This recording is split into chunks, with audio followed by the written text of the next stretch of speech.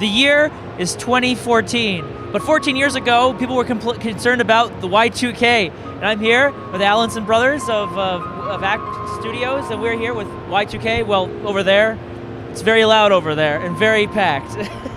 So, first things first, Two Brothers, your first game as Ackk Studios, has been out for some time on PC, and can you provide us with any more details about the other versions at this time? Yes, they're coming. They're coming, I hope. No, we lose a lot of sleep over it. We're really dividing our time between the other versions and Y2K, focusing a little more on the other versions of Two Brothers than Y2K. It's likely that the other versions will appear as more of a Two Brothers director's cut, sort of some stuff that's a reaction to some of the reviews and some of the problems that is inherent to PC gaming. Your next game is Y2K, officially. It was originally Project Y2K, and now it is Y2K, as your shirts. So you hinted it last year, now it's been fully unveiled. What is happening in the world of Y2K? I've said it more than he has, because he's had time to just sit at the computer and make a game. I've been working on the pitch. So, Y2K obviously takes place in the year 1999. You play as a kid named Alex who recently graduated from college. He was a liberal arts major, he's unemployed, and in his town there's a girl who dies, and her death goes completely unnoticed. And he is completely fixated on trying to figure out why nobody cares that she died. People acknowledge the fact that she's dead, but nobody is really giving it the attention that it deserves. So he takes to a primitive 1990s message board that's like a cross between early 4chan and something that might be Reddit. And he meets a couple other people who have noticed a few things that have happened all over the country that people aren't taking notice of. So they meet up and they begin a quest, and they realize soon that it has something to do with the onset of Y2K. Oh man. Y2K looks like it takes a lot of influences from Earthbound, is one of the first names that come out. Are there any other special influences, gaming or otherwise, that come into the world of Y2K? Persona, of course. We've been playing that. You can't be helped but be influenced by a game like that. I would say books, Murakami. Yeah, Haruki Murakami, A Wild Sheep Chase, Dance, Dance, Dance, and the Wind-Up Bird Chronicle, for sure.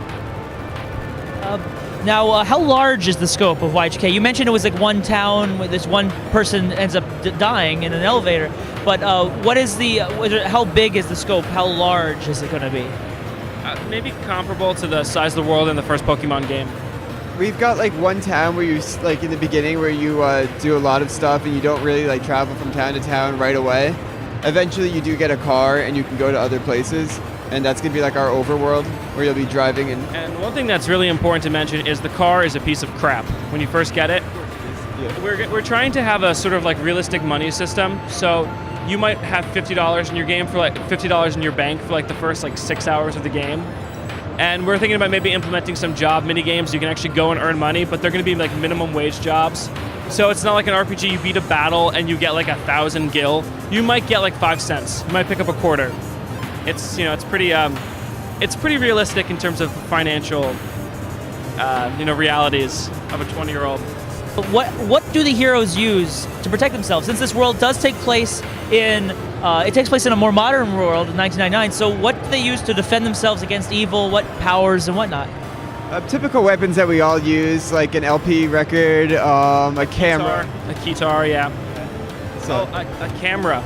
And you can equip different size flashes to upgrade the camera, get a bigger memory stick, do more damage. If you can throw records, but then you lose them. So you have to go to the record store, buy more music. And the crappier the music, the harder the record hits. And I also saw something about a panda bear or something like that. Because obviously you're not able to defend yourself as well as you do in some games. Yeah, he's got a panda bear. It's a stuffed animal. He's got a sort of Calvin and Hobbes relationship with it. And you can also summon it in battle, and then he gets a cardboard sword and shield that he uses to defend you all until he gets the stuffing beat out of him. How is developing a 3D game like Y2K differing from your first game, Two Brothers, which was entirely 2D? I don't know. It doesn't feel that different to me. In Two Brothers, we actually do cheat a little bit and use a lot of 3D. Most people can't tell where it is, and it's not necessarily where you think it is. So I've been using 3D for a while, and I guess it's just it's a little bit easier. I don't have to keep redrawing the character, which is nice. So, but you've got 3 dimensions to worry about. I also think working in the 3D engine is actually a little more stable than working in the 2D engine. There's a lot of stuff that you can account for because you have that extra access, to ensure that there's not any like collision issues or anything. Yeah, no characters being on top of characters instead of under them, and yeah, it's a little bit easier in that regard. Now, the music in this game, how is the score of this game going to differ from Two Brothers? Since Two Brothers is more like an epic sort of storyline with it, how is this one going to differ? Well, it's definitely still epic, but there's a lot more genres of music. We have some alternative rock tracks that are very well produced by Jose Alfaro, who's our sound designer. We're going to have some outside musicians come on and do some vocals and stuff. But we're doing random battle tracks, so depending on the battle, you're never going to hear the same track you heard in the last battle. So we want to have a pool of 40 to 50 tracks that it's going to randomly pick from. So Two Brothers soundtrack was 4 hours. This one's probably going to be about 6, just because of that extra battle music. So if you like battle music, this is a game for you. So now, what has the release of Two Brothers taught you in development that you're putting into Y2K?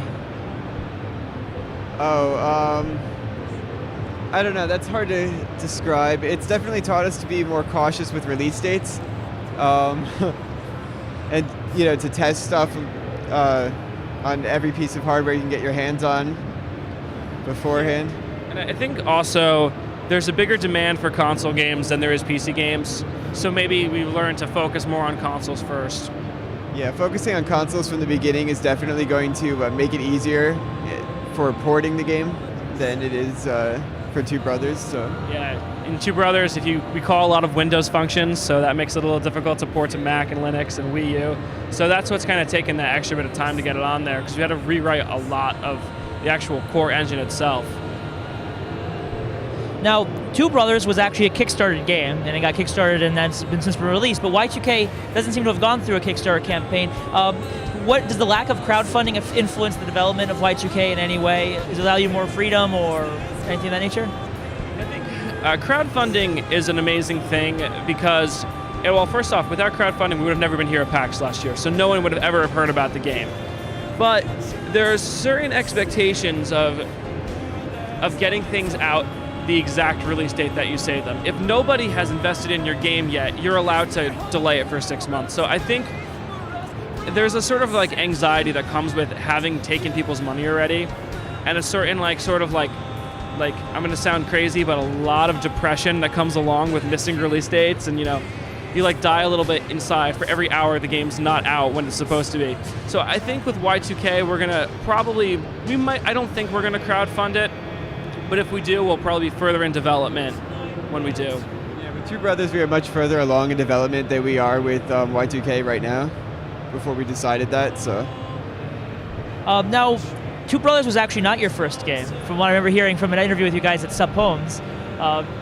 So if you could go back to any of your older games before you became Ackk Studios, which one would you want to remake and why?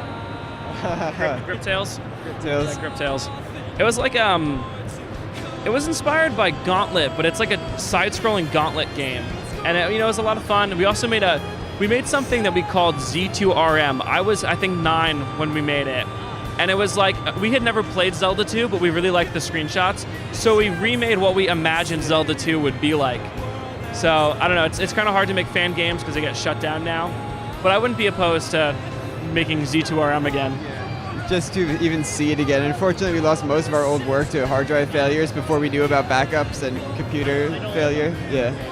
Y2K is currently coming to unannounced platforms, but it's playable here on some platforms. So, when do we expect more concrete announcements for consoles and release dates for Y2K? We're definitely looking at what people want. If we're asking everyone in the booth, what console do you want to see this on? The most requested console is PS Vita. And we are approved PlayStation developers, so Y2K will most certainly be coming to PS Vita. And On that note, last year you guys were showing off two brothers, and then you also hinted at Project Y2K. Do you have anything hinted for people in the back, or is Y2K just taking all 100% of your time at this point, besides two brothers? There's always more ideas. There's always things, that we could have made instead of this. But pay close attention to Y2K. You might see a poster for another game. Obviously, you said when it's done is when it's done, but do you have any potential thoughts as when a release date might be known for Y2K-ish? Hard to say. Two Brothers was made from when we announced it. We had probably spent about 3 months developing it. And then we put it on Kickstarter in September, and it released the following September. So it was a little under a year and a half of development. And the game is bigger in scope, because there's a lot of side quests and there's a lot of extra content. And so if you complete Two Brothers and you're a completionist, it can take you 26 hours to get through the whole game. This game's going to be a little shorter. It's still going to feel epic, but it probably won't be a year. I mean, we were really killing ourselves to hit that release date. I would say maybe a little under 2 years. Yeah, I mean, not counting concept art or early versions of it, the demo for Y2K is probably about 42 days old, I would say. Yeah. So. Yeah, it looks good for 42 days, let me tell you. Yeah. So that's it. Thanks for the interview, and you can check out Two Brothers right now on Steam and coming soon on other platforms, and, well, keep an eye out for Y2K.